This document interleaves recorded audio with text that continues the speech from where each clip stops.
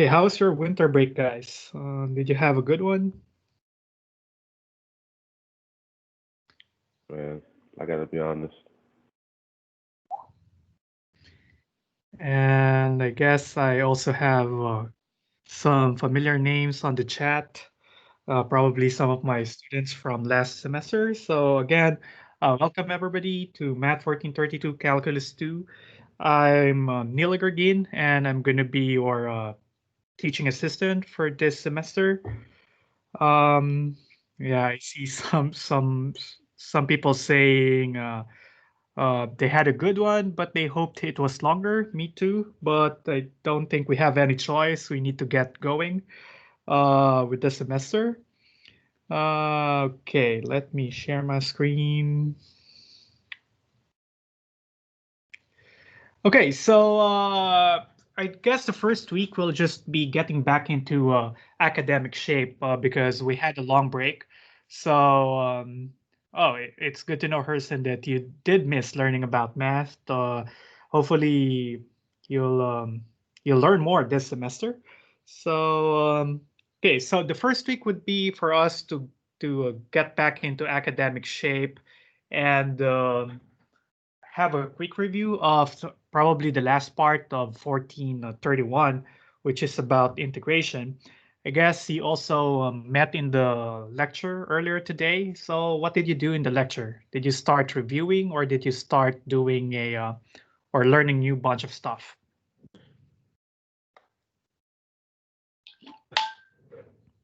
Did you open a new chapter or you just reviewed the basic integration? Oh, just the syllabus? Okay, good.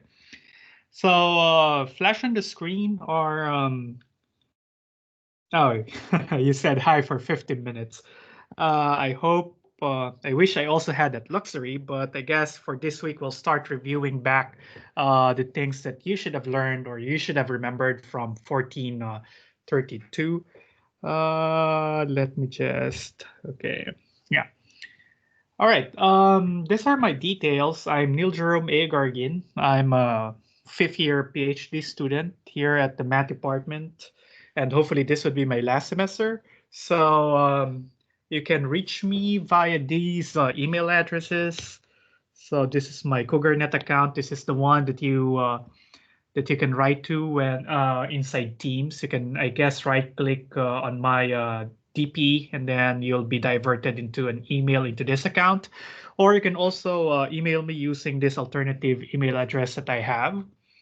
And then I maintain this website for different reasons, academic, research wise, teaching, and some of the bunch of stuff that I do as a hobby or interest. But you can visit this to have access to our class resources. There's a specific page in this website that you can visit for the materials that we will be working on in this class. So if you click on this link, you'll be diverted into my personal web page. And if you click on teaching, you'll see the classes that I taught here at UH, Calculus 1 and Calculus 2. I also taught a couple of semesters of honors calculus, but we were doing face-to-face back then, so I don't have some online resources for that. But yeah, if you go here, you can click on Math 1432 Lab 02, and here is where I will post the worksheets that we have, the video recordings for the classes, and yeah, so that you can easily look over the collection of materials that we have for the class. Though I also placed a tab on the live lab meeting channel. So if you go to our team, go to the live meetings channel on top, you will see a tab which says Neil's website. You will be when you click on that, you will be automatically diverted into this page where I will populate this with the worksheets and the videos that we will be producing in this class. And also, you can take advantage of this website because I still have here some of the materials I had for my Calculus 1 classes last semester. So you can visit my website, click Math 1431, either of the two labs, and you will see here some of the materials that we had. So in case you forgot something or you need to review something, so you can watch some of our videos last semester and look at the worksheets that we produced. So as the semester goes by, the webpage for our class will definitely look like this. So yeah, take advantage of these resources. I also have online CASA tutoring hours where you can go to the CASA MS Teams. I guess they are still setting it up, so I don't have my tutoring hours yet, but I will update you and will tell you what time I am online on that channel. I guess you are now familiar with this setup. So you go to CASA and then there's a TA who is assigned every hour of the day who can answer some of your questions. Usually, we open up some video meetings so you can ask your questions and interact with the tutor or with the TA online. So take advantage of these resources. I'll let you know once I have my actual schedule on CASA, so you can go there and talk with me personally. Or if you're not available during those hours, because I will just be assigned two tutoring hours for every week. So if you're not available during those 2 hours, you can still visit CASA Tutoring Center, and you will there would be some TAs assigned every hour, every working hour of the day. And again, if you have some urgent questions, just let me know via email or via chat here in MS Teams. So yeah. Okay, any questions about this? I don't have any particular house rules or rules for the lab sessions. I just hope or and encourage everybody to attend as many times as you can, and then ask questions. I'll appreciate it if you can send me your questions, be it from a written homework, from an online quiz, and so on. It will be great if you can send them to me ahead of time, probably an hour before the class, so that I can change some of the numbers or design a problem that is very similar to what you have, because there are some times where I don't want to answer the exact question, but I want to answer just a very similar one, just to walk you through the process. So I'll appreciate it if you can send it to me ahead of time. But otherwise, I'll just make things out of on the fly and do it as spontaneous as possible. And usually every week, we'll have some worksheets. So I'll upload the blank worksheet every week. So if you want to work on them in advance, you can access it via the web page I've shown you earlier for the class. And then during the lab classes, you can let me know if you have some problems with specific questions or items in there, so we can discuss it with the entire class. If you don't have any questions, then I'll just pick some random problems from it, or some things that I think are worthy of discussing in class. Well, to answer some of the questions in the chat, as per the email I received from Dr. Almas, we don't have poppers in the lab, nor graded worksheets. So this will just be designed for you to learn more and to supplement the discussions you had in the lectures. So don't worry, this will not be graded. The worksheets will not be graded. There will be no poppers, but you are highly encouraged to work on them. I'll be working on them in the lab sessions, but if you can do them during your free times or when you're doing some practice for the exams or for the online quizzes, then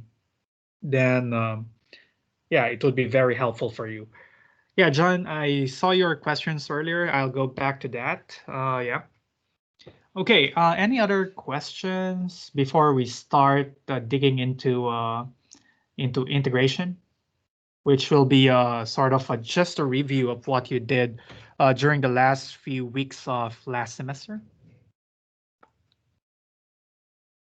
Or do you think I missed something? I introduced myself already, given my contact info. My online CASA hours are not yet determined, and I guess yeah, we have gone through the preliminary stuff. Okay, So if you don't have any other concerns, then let me just walk through you through worksheet number 01. Oh, by the way, every after each session, I upload an annotated version of the worksheet. So I'll be writing on the PDF here, and then right after the class, I'll be uploading them into the website. So and then if we haven't answered everything here, then it will be updated the next time we meet. So every after class, it would be updated. And for some worksheets, I will be finishing all of the problems off during the end of the week so that you will have a completely worked out worksheet, which you can review and you can take a look at whenever preparing for exams. Okay. So I guess you have seen this worksheet. Can you confirm whether this was uploaded in your CASA hours? Uh, Arsalan is asking, will I post the annotated worksheets on the Teams as well? Yeah, I will do. I will do that. I usually post a link to everything that I upload into the website. Basically, the website would be my repository, but I will be posting the link in the lab meeting channel. So you can check out the lab meeting channel. Every time I finish uploading something, I will be I will be posting a message there with a link towards my website or to the file. Fallon, that's a good question. I'm not sure if this is on CASA, if Dr. Almus already uploaded this in CASA, but it says here in the instruction above that you can bring you can see this worksheet. So I guess this is also in CASA, but otherwise, this is available on my website. So you can go to the lab meeting channel and then click on go to the top tabs so you can see their Neil's website and you'll get a you'll get a link to my website and a link to this worksheet. Oh, it's also in CASA. So yeah, you can download it either on CASA or on my website. All right. So aside from John, did anybody try answering this? Any particular problems? Oh, sure. Hold on. I'll let me put a link to my website in the chat. Hold on.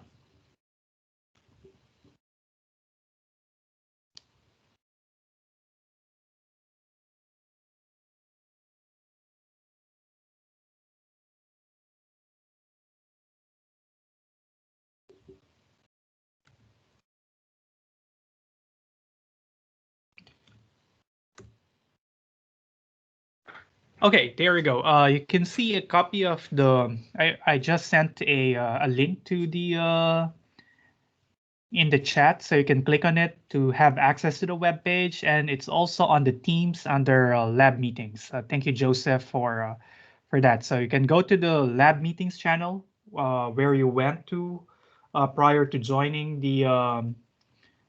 this session, and then go to the top tabs, and you can see their Neil's website. Click on it, and you'll be directed to our webpage, and that will be populated as the semester goes on with some materials, videos, annotated worksheets, blank worksheets, and so on.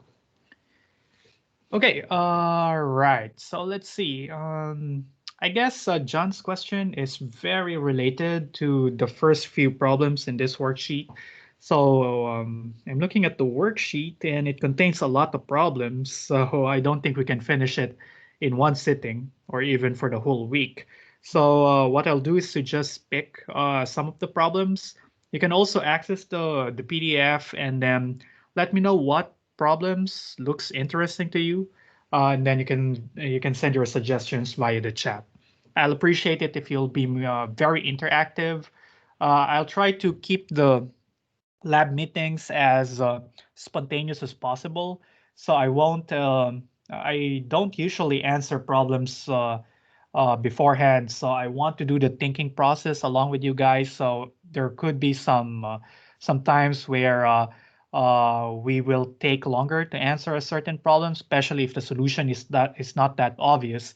And I want to be with you guys in the thinking process so that you can just have an idea of how I do the thinking or analysis of a certain problem. So yeah, just a disclaimer. Um, I won't answer everything beforehand, so I want you guys to be with me in the thinking process.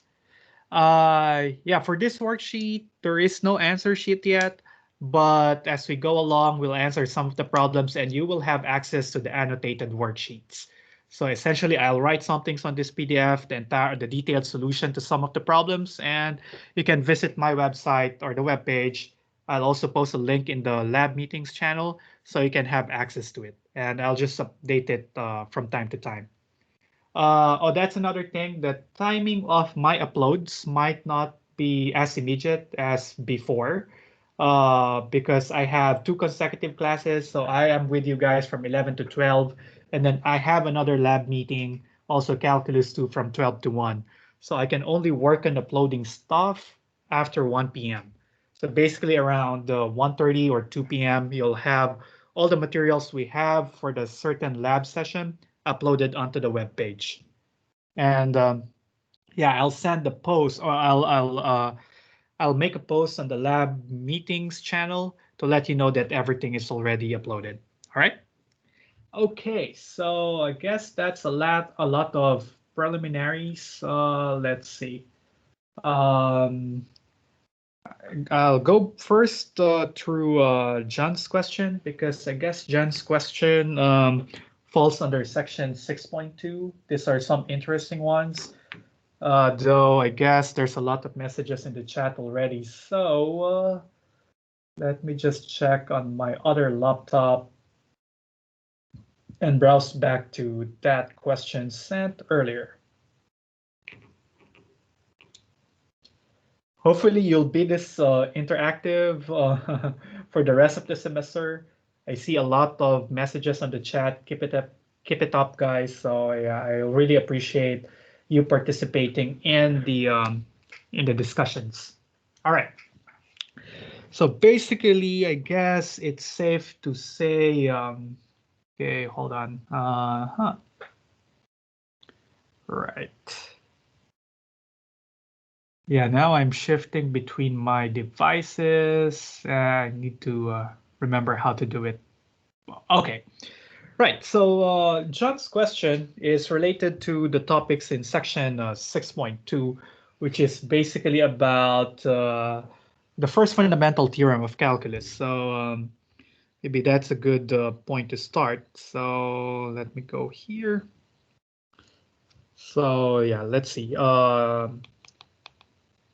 First, actually, it's not the first. It's the first part of the fundamental theorem, but yeah, fundamental theorem of calculus. So the fundamental theorem of calculus, or FTC, is the very basic theorem that we use in almost all instances in calculus. So it's very important that you remember these two statements. There are two parts to this. The first part basically relates derivatives and integrals to each other. So basically, there are some assumptions, but essentially, if you have a function that is defined as an integral from a number a to the variable x of f of t with respect to t.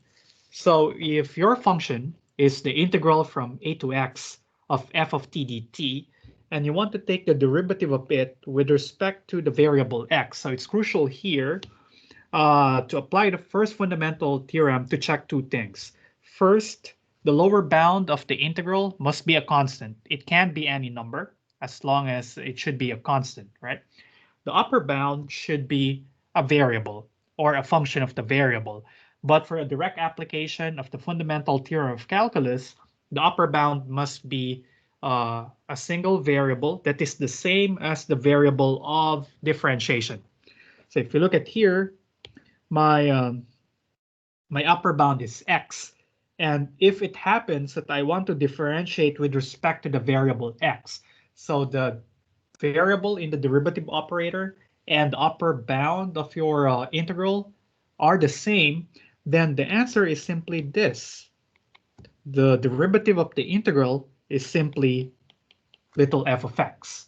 So basically, this reminds us that derivatives are integrals and integrals are inverses of each other. So when those two conditions are met, the lower bound is a constant, the upper bound is the same as the derivative as the variable of differentiation, then basically these two operators cancels each other out. What will be left would be the integrand, but evaluated at the given variable. All right. So just remember this thing and these two things that you need to remember before applying this, right? Lower bound is a constant, upper bound is a variable of integration. So as an example, so we can look at, say, yeah, let me use letters here for examples. Example A would be if you want to take the derivative with respect to x of the integral from 0 to x of sine t dt, right? So do the two checks. Lower bound is a constant, it's 0, that's fine. Upper bound is x, the same as the variable here. So that means these two guys, the derivative operator and the integral operator, will simply cancel each other out because they are inverses of each other. And the answer will be just the integrand, which is the integrand function sine, but now evaluated at the variable you see in the upper bound. So the answer is simply sine x. All right. And okay, it would be a little bit more complicated if the upper limit is not the same as the variable of integration. So if you go to example 1, so this is example 1 in the worksheet. You say you have capital F of x is the integral from 1 to 4x squared of cosine t dt, right? Basically, this would be my conventions. For those examples that I make on the fly, I will use letters to label them up. So like example A, this is not in the worksheet, so I'll call it example A. But if there's a numbered example like this example number 1, this came from this particular worksheet. So if you go back, browse through the worksheet, you see example 1, that's the same as working on at the bottom. Okay, so just for us to keep track of everything easily. All right, and then if you want to get f prime, let me just see the problem again. Yeah. Okay, if you want to get f prime, then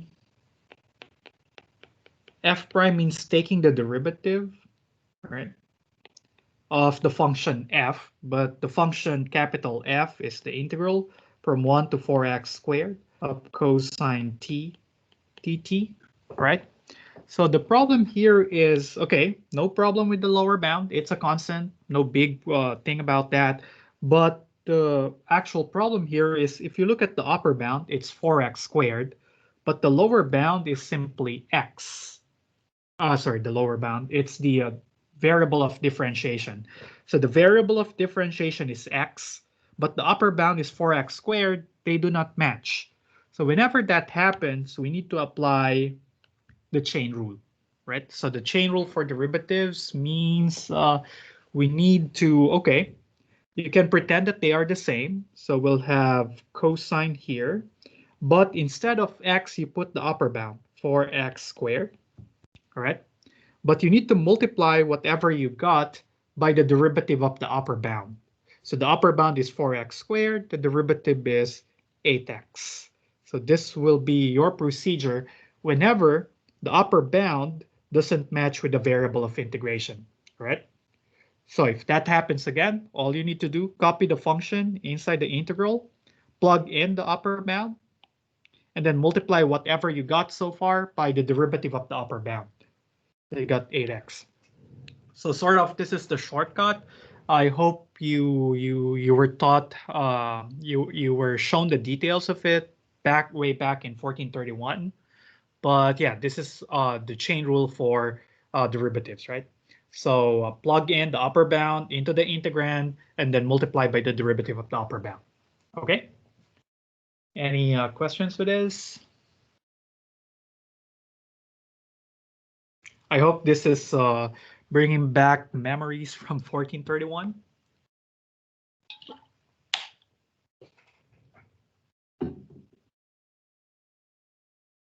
Any questions, guys? Is that clear? That was clear. Now you became silent. Can you hear me? Okay, good.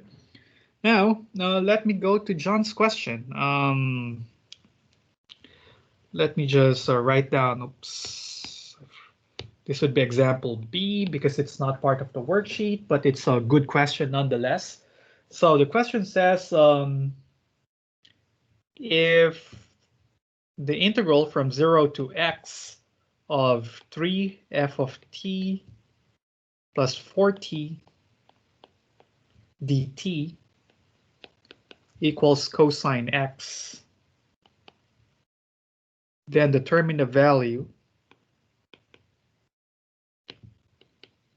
I hope you can read my handwriting of f prime of pi over 3.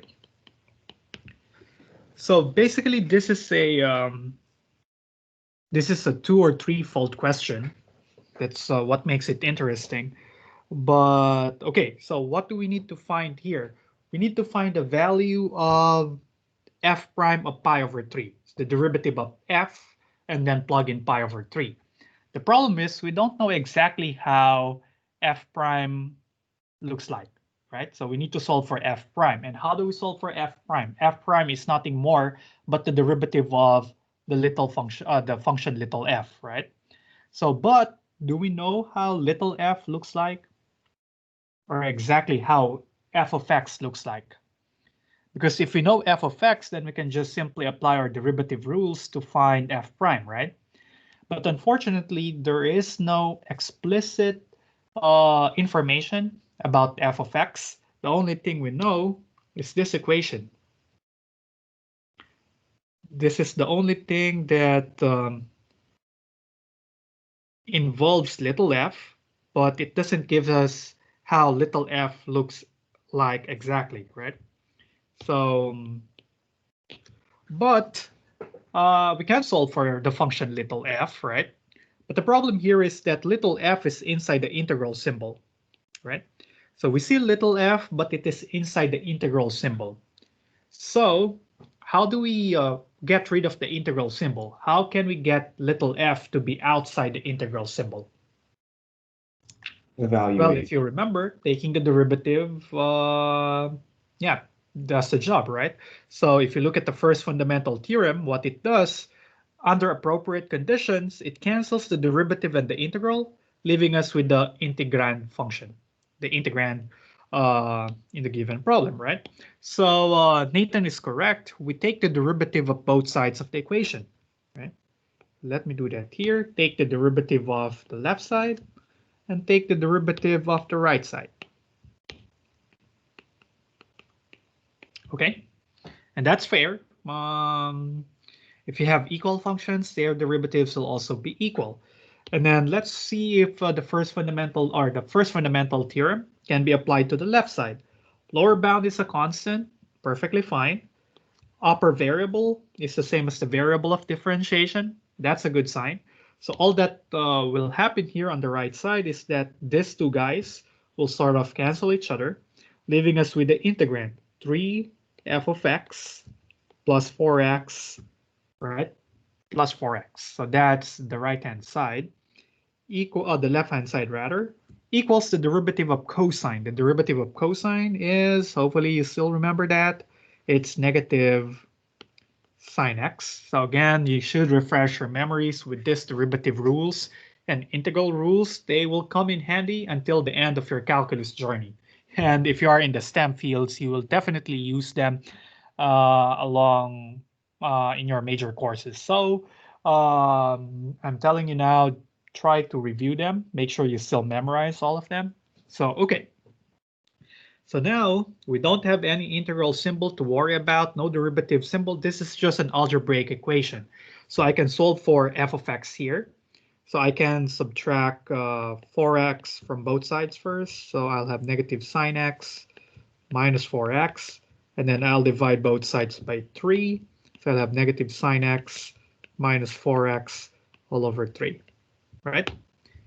And now we know exactly how little f of x looks like. Right? Okay, I hope that's good.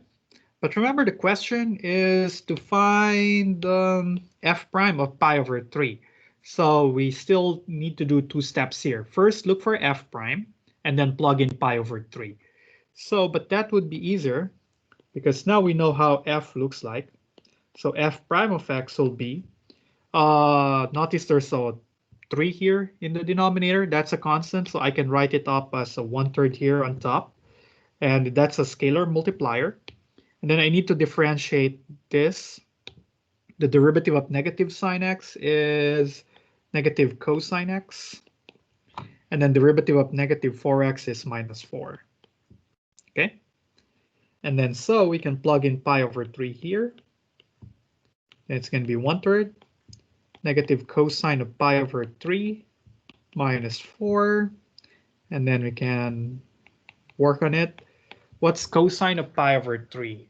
Well, is it correct? Is it 1/2? Because sine of pi over 6 is 1/2. So, okay. And then I guess that's right, minus 4.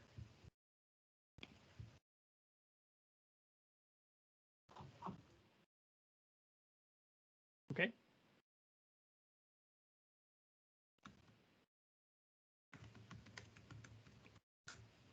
And then we can continue on and look at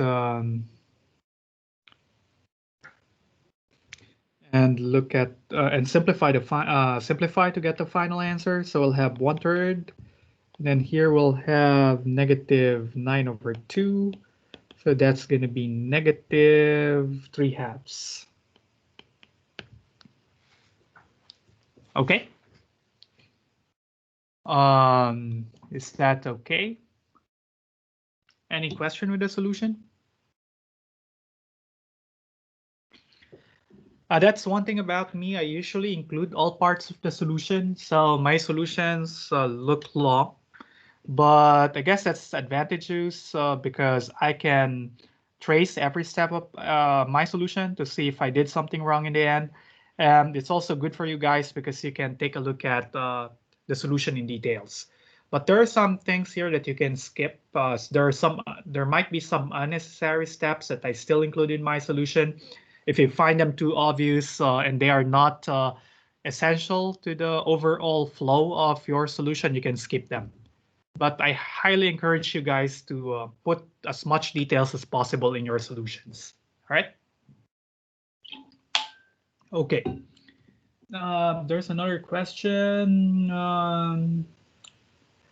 I guess the other question you sent was also was very similar to this one.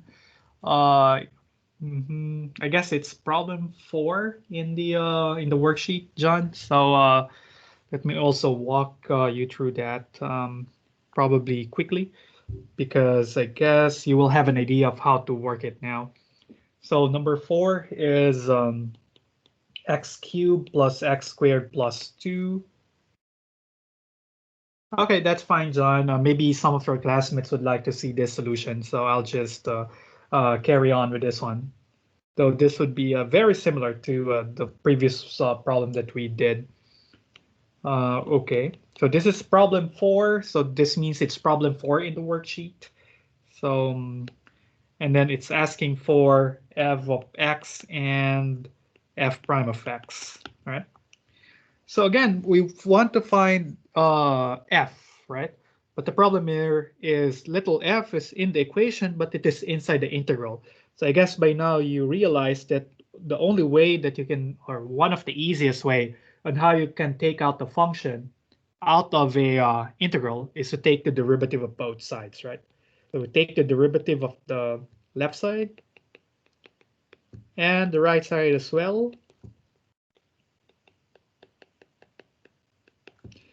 The left side is a basic derivative of a polynomial, so this would be 3x squared plus 2x equals the right side is the derivative of an integral, but thanks to the fundamental theorem of calculus, we know how to handle it.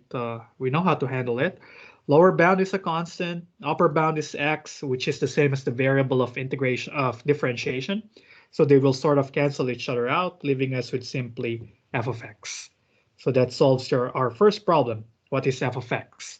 Then after that, we can solve for f prime of x by simply taking the derivative. So this will just be 6x plus 2. And that's the answer to the second question. All right. Okay, so I hope that's fine. Feel free to send your questions if there's some parts of the solutions that are not too obvious or it's not clear to you guys. Let me know in the chat. For me, there are no dumb questions, so I highly encourage you to ask questions. It doesn't matter how simple or how naive you think it is. I will try to answer it as well as possible. Yeah, don't hesitate to ask questions. It's fine with me if it's a very simple or basic question. And yeah, math is a very is a sequential problem. So if you find difficulties with a certain topic, just let me know right there and then, because it would be harder for you to catch up, because a topic today might be very important or would be a precursor to uh, to the topics for tomorrow. So if you don't understand the topics today, you will have a very hard time understanding the topics of tomorrow. So as soon as you have some questions or difficulties, just let me know, and it's better to address them as soon as possible before we go to the next step. All right. Okay, so I think Ariba's question is answered by John. Yeah, they still do. Usosa is requesting number 3. Let's see, what's problem number 3? Okay. Problem number 3 might be tricky. So I hope you guys, since we're doing it spontaneously, so I hope you guys don't mind if the problems will not come in order. I will not rearrange them. I'll just upload these annotated notes as is into our webpage. But yeah, so the order might not be sequential, but in your homeworks, I hope you answer problems sequentially, or at least you present your problems in a sequential order. So following Usosa's request, let's do problem 3. So problem 3, you are given function capital F equal to the integral from x squared to sine x of the square root of 1 plus t dt. Okay, and we need to find f prime of x. Okay.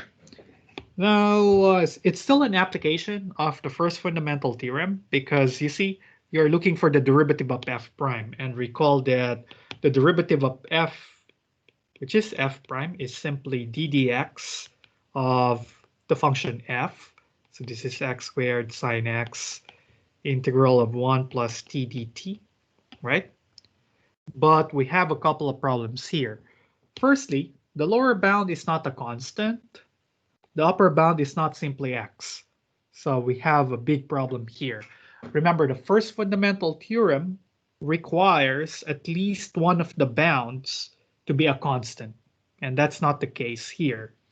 But we can apply a certain property of integrals in order to find this derivative. We can split the integral up into 2 pieces, with one of them being a constant bound. So what I'm saying is, so we still have a derivative here, But the integral can be split into two parts. An integral starting from x squared towards any arbitrary number you like. So a customary choice would be 0. Plus, the second part of the integral would be whatever's remaining. So the first integral takes care of the interval from x squared to 0. Then my second integral will take care of the interval 0 until sine x.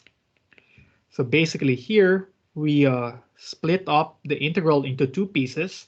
Instead of taking it head on and computing the integral from x squared to sine x, we introduce an intermediate point, the intermediate point 0. And that's where we divided the integral of the interval of integration.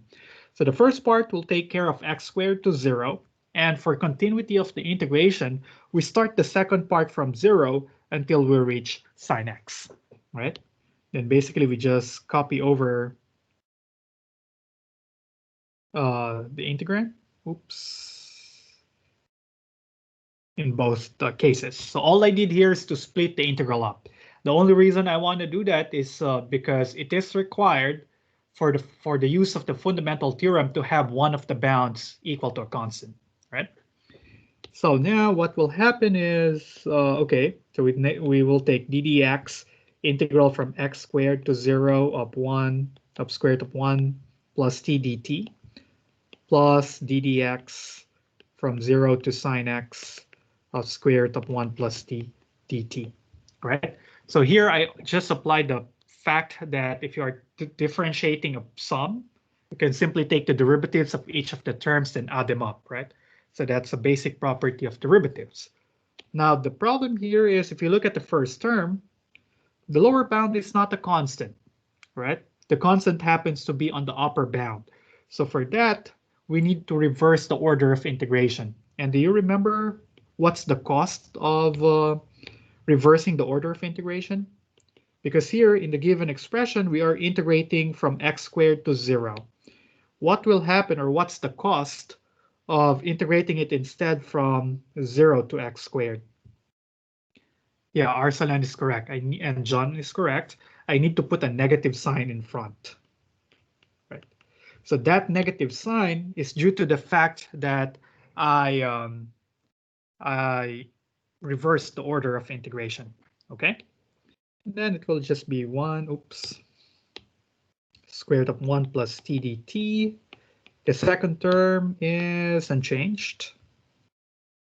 I'll just copy that over here.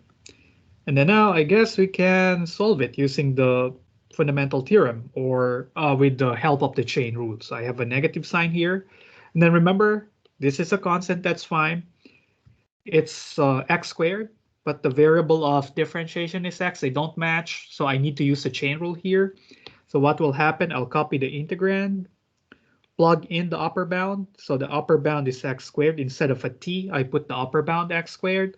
But I need to multiply it by the derivative of the upper bound, right? That's the chain rule. Plus, let's look at the second term. For the second term, constant lower bound, that's fine. Upper bound is a function which is different from the variable of integration. No problem about that. All we need to do is to use the chain rule, right? So we copy the integrand, but instead of the variable t, I'll plug in the upper bound, which is sine x, and then multiply it by the derivative of sine x, which is cosine x. And again, that's due to the chain rule. All right.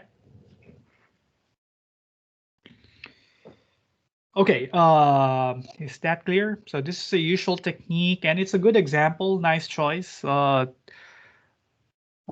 forgot who suggested this. Yeah, Usosa, nice choice of a problem, because here we have illustrated the different properties of integrals and derivatives in conjunction with the first fundamental theorem of calculus. All right. And yeah.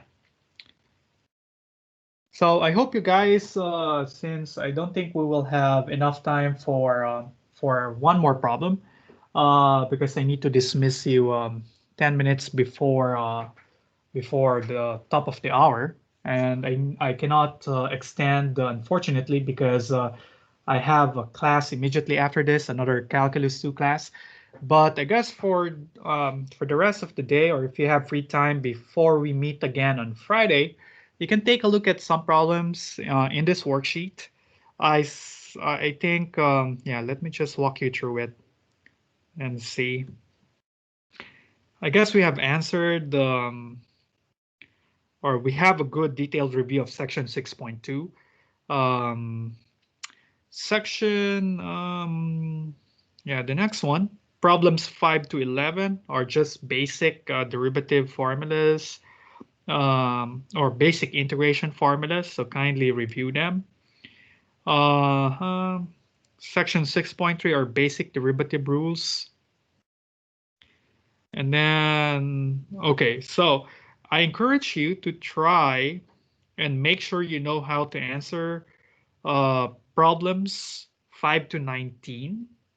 Let me know if you have some problems with any of this or any similar problems to questions 5 to 19. What I want to prioritize next meeting would be some problems under section 6.4.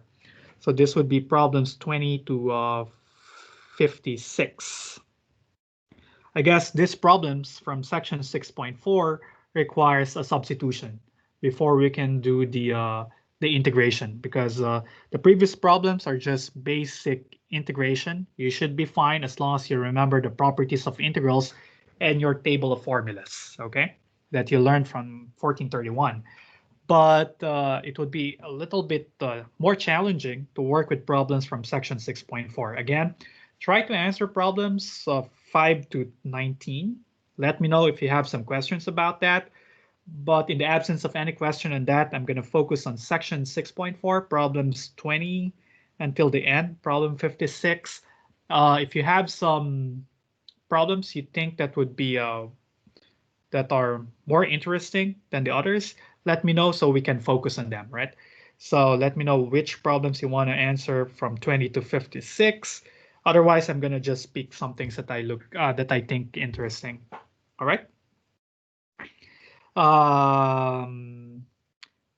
Yeah, Ariba Herson is correct. We don't have bumpers in the lab. At least that's what I know so far. They only appear in the lectures. But again, you are highly encouraged to attend the labs, because this was designed to be the more interactive one where you can interact. We are a smaller group than the ones in the lecture, so I will have more time to answer specific questions from you guys, and yeah, we can interact more than what you can do in the lecture. All right. So, oh, there's a question from Fallon. Yeah, this is the final answer. Oh yeah, because we need to find f prime and look at the start of my solution. This is f prime equals a bunch of steps until we end up with this. So let me just box this. So that's the final answer. Let me just put f prime here. And that's our final answer. Okay, so I guess that's it for us today. So I hope you guys have a good one, and let's see each other back on Friday. Bye, everybody.